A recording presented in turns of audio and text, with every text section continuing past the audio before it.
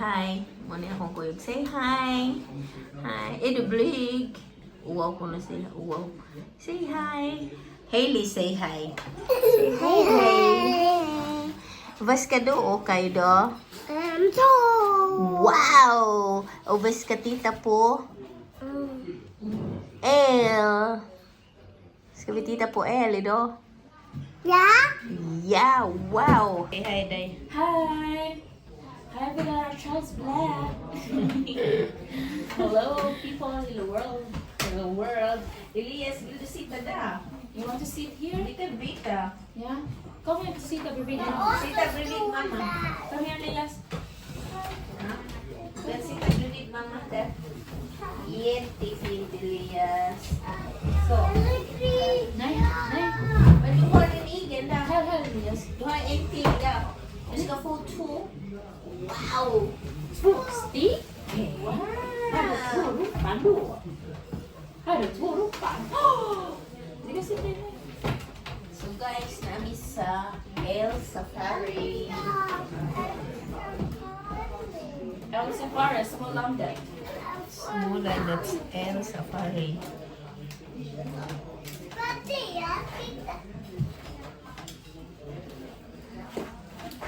Wow! Hiking na. Di mag-short sana ako kasi di ba sabi mag-short, hindi mo kaya. Kuro-kuro. Nag-boots gani ko. Oh. Kuro-kuro. Eh, kayo kung uwan o kusog. Mabasa ko din. Hindi din par. I'm just kidding. Kung sa kulasa, 11:30, so we have 15, almost 18 minutes. Pwede na kami dito. Hindi ko.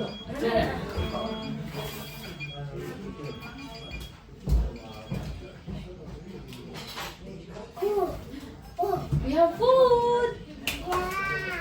Oh guys! What? Wow! Finns det sån här ketchup eller så? Eller? Ja, ketchup hittar ni om ni går ditåt. Okej. Det på vänstra sidan. Okej.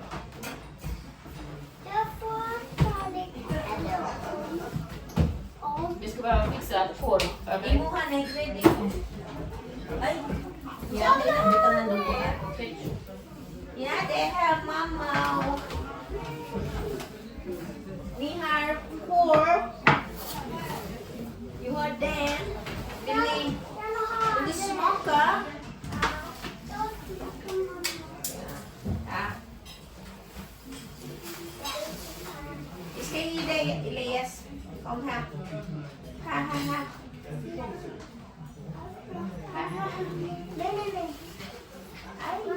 Och här papper till dig. Är det gott? Du har papper också. Nej, jag har ingen papper. And of course the hot dog with ketchup.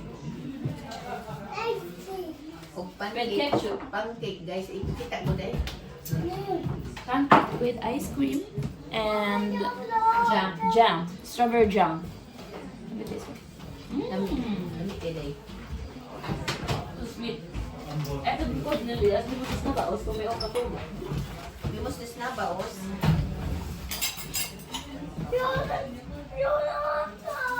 Ja, du efter mamma ska äta. Du får äta upp den först.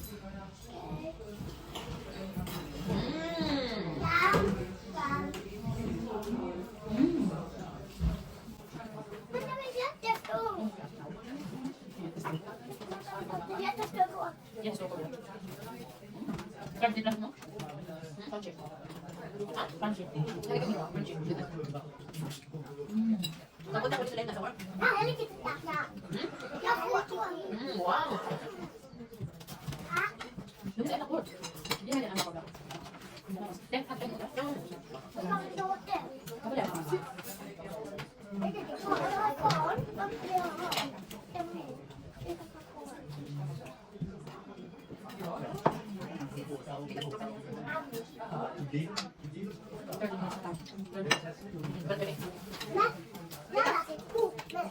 Ano daw? Ano daw? Eto ko din. Bukan eta ko man ko eta ko ba. Oo. Yung eto ko. Barang sa eta ko. Ay. Islam. Ano ba bilhin dito? Sa Russia. Ano na din Swedish. Bakso? Ang nabalik-tikit. Mga tao doon ba? Swedish. Most of this lang sa mga driver na. Nag-dance ka? Dance ka? Nag-dukong dyan yung card na sila. Ha? Sama ka? Oo, nakuha kayo sila. Nagusas na ba? Eh, ta? Naba eta lang. Bisa ukas na.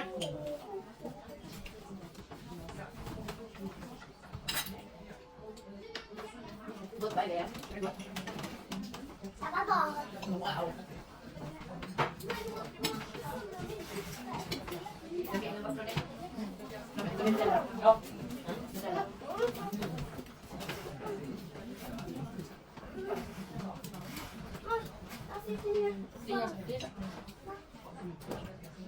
It's not blood, yes.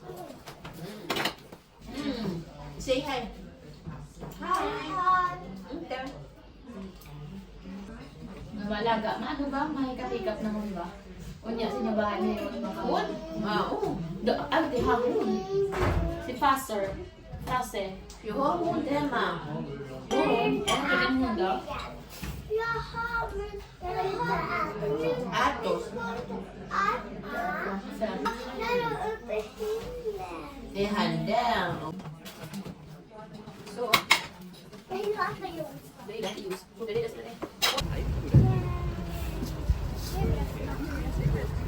So, talo din. Hayun. O Antis kahalan. O Elias kahalan. So, are you ready guys? yeah. Jag börjar kolla så att ljudet är bra. Are you I will ready? begin with a sound check, and if you hear me well, please give thumbs up. Welcome on board this train and welcome to Markaryd, Sweden. My name is Clara. I will be your guide and driver today. If something would happen on the tour, if you, for example, drop something, we have emergency buttons up in the ceiling of each wagon. You can press it and I will stop the train and come out and help you.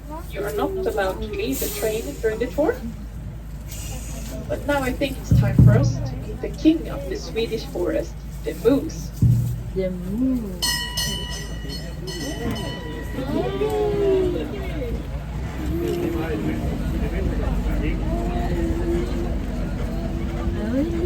Hi guys. Hi guys. Hello, Oka. Hi guys. Can you say to the camera? Say hi guys. Say hi guys. Hi guys. Hi guys. We're coming.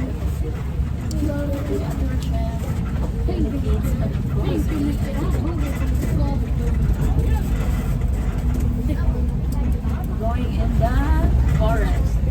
Here in Markaryd. Igalagaan na nila Park te. that we are about to yeah. enter is 15 hectare big, or as big as 25 football fields. What? Right now, there are 7 moose living inside the park. You will get to know their name, age, and personality along the way. And hopefully, one of them is to decide to come forward to us, so you can have the chance to meet and pet them. Yung mga bata nangangarap talaga. Till är 15 farms. Elias, stäng munnen. 25 fotbollsplaner. Och just nu så har vi 7 elever som bor här i vår park. Vi kommer lära känna deras namn, ålder och personlighet under tiden som. Och om vi har riktigt tur kanske det är någon av eleverna som kommer upp till oss, så att vi kan ha möjligheten att lättare gömma sig på oss människor. Så nu kunna hålla ögonen öppna och smyga och spana efter dem. Hi there, Elias. Then Then- moose inside the park. Even though they are very big, they can be easy to hide from us humans. So you all need to have your eyes wide open and look for them.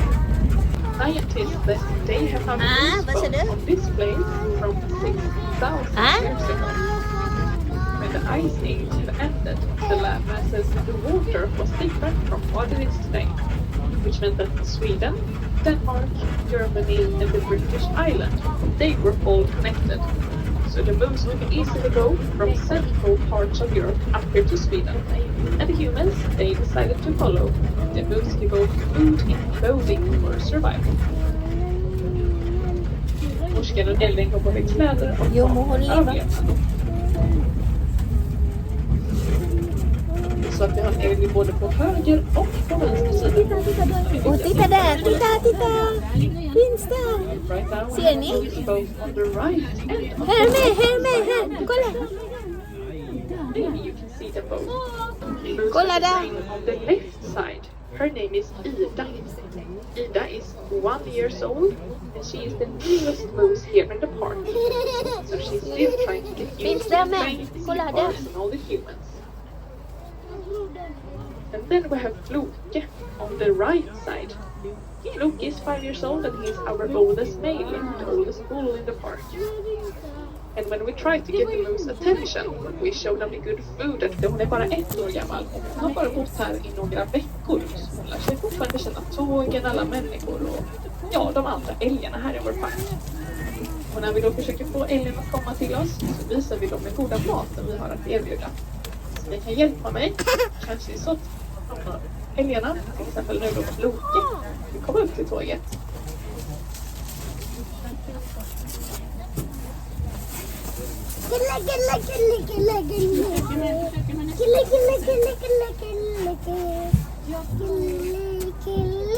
Before. And when the moose do this, they are not so interested in new food that we have to offer them. So they ruminate just like a regular cow. Ja, både Floke och Ida, älgarna på vår höger och vänster sida, de ligger och idisslar just nu. Precis som en vanlig kossa. De äter alltså maten som de har ätit innan. När älgarna gör detta så är de ofta inte så intresserade av att äta ny god mat som vi har att erbjuda dem.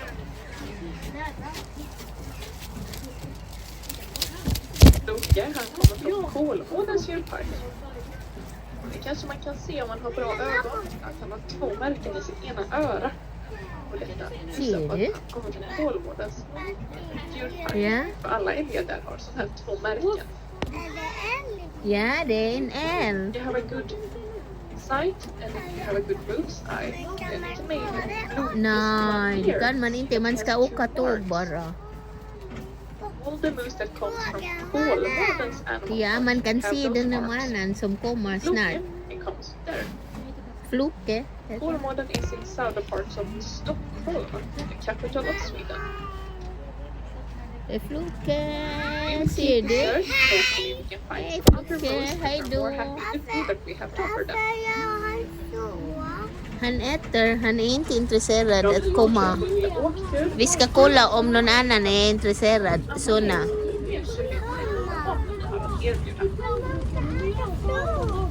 Wow, vattenfall.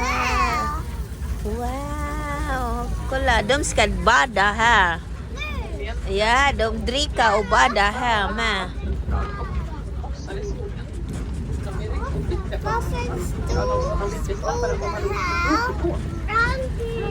Ja. Ja, de ska bada här. Och dricka också. Inte oss, men de. Älgarna. Säg hej dig.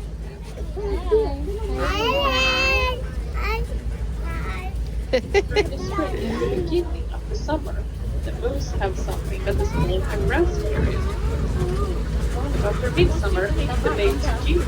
We quickly go over to the things that grow in the trees. And that's when it bears, ash, Tåg. sallow. Är det roligt att åka tåg, Hailey? And rosemary. Hailey? Är det roligt att åka tåg? Här, det kommer älg här. Oj, oj, oj. Det finns en älg And här. here we have two moose on the right side of the train. Är det 2 stycken? Ja. 1, 2. We have Carola, the moose that is looking at us. And then we also have Runar, which is Carola's mate from last year. Inte öppna, inte öppna. Både Carola och Runar som ligger på vår högersida. Bara gör så. Jag tycker jag går ut till Carola, eller närmar mig. Och så Carola! jag suger på lite mat. Säg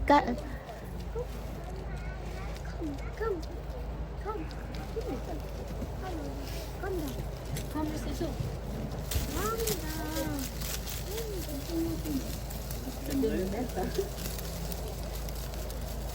De är mätta. De vill inte ha mer. Det ser ut som en häst. Det första, är det älg? Älg, ja.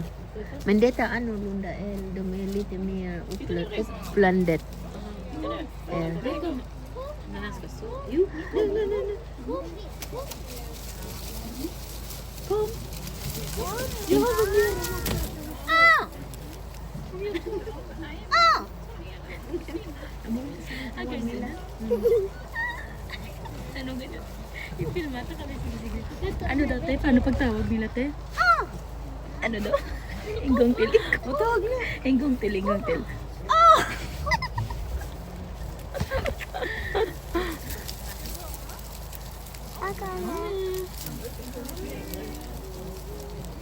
Hindi yung delikado tayo. Dako manggugay na day. Mamatid. Unya na day. Malagpot jud ka day. Mo nandi gid allowed. Tako, na yan. Murag giraffe. Haya. Finns det kor också? Nej, det Ko, är ju. bara älg här.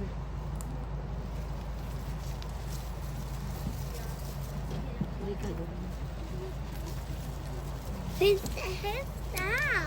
Hästar här? Nej, jag tror inte. Men vi kan titta på grannen. Det finns hästar där. På min granne. Antti har massor där.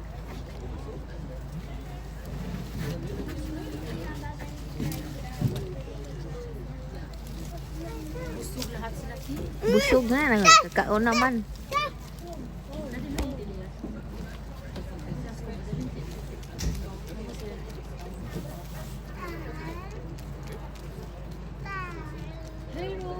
Ja, jag råkade säga att det är till Carola och Runar. Men det är faktiskt Svea och Pelle som ligger här. Runar.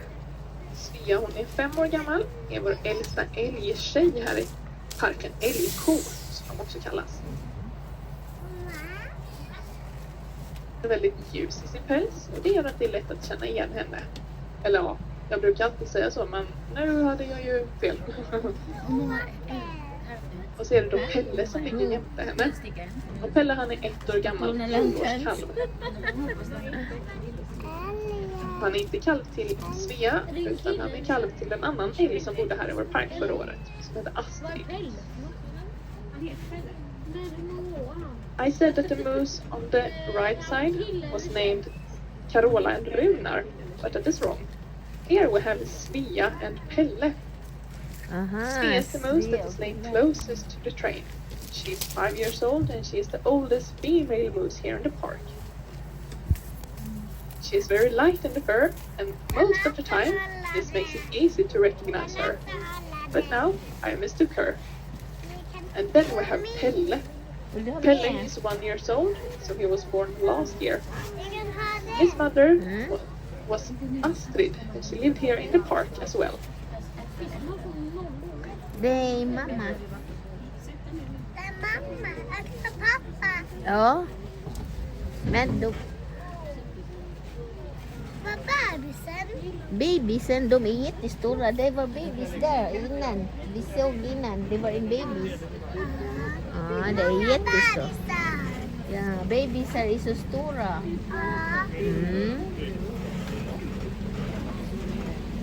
Of the summer, the moose have something that's called a grass period. But then, after midsummer, the late June, they quickly go over to eat the things that grow on the trees.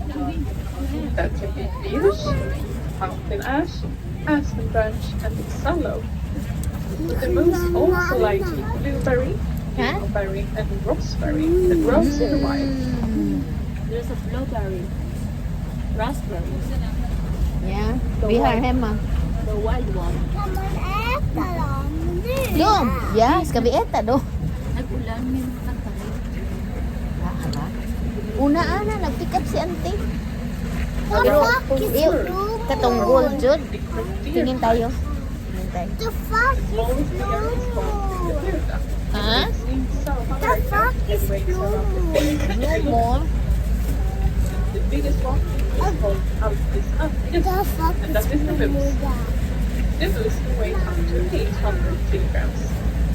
Kanta The moose lives kandiga both here in 400 Sweden, kilo. Europe, but then also in Russia, Doma Finland, antay haram yagat sis last time mga almost 400. I hela världen så finns det 40 olika hjorttyper. Den bästa den heter Isa. Markaryd. Den bor i Sydamerika. Wala na abot lang sila mga 800 kilos. Lika stor som en räv här i Sverige. Hindi nyo binibenta ito. Sen har vi den största som heter Altis Minsan kung may hindi man pag nag-hunting magdag marami ba. Kula! The Barbie song.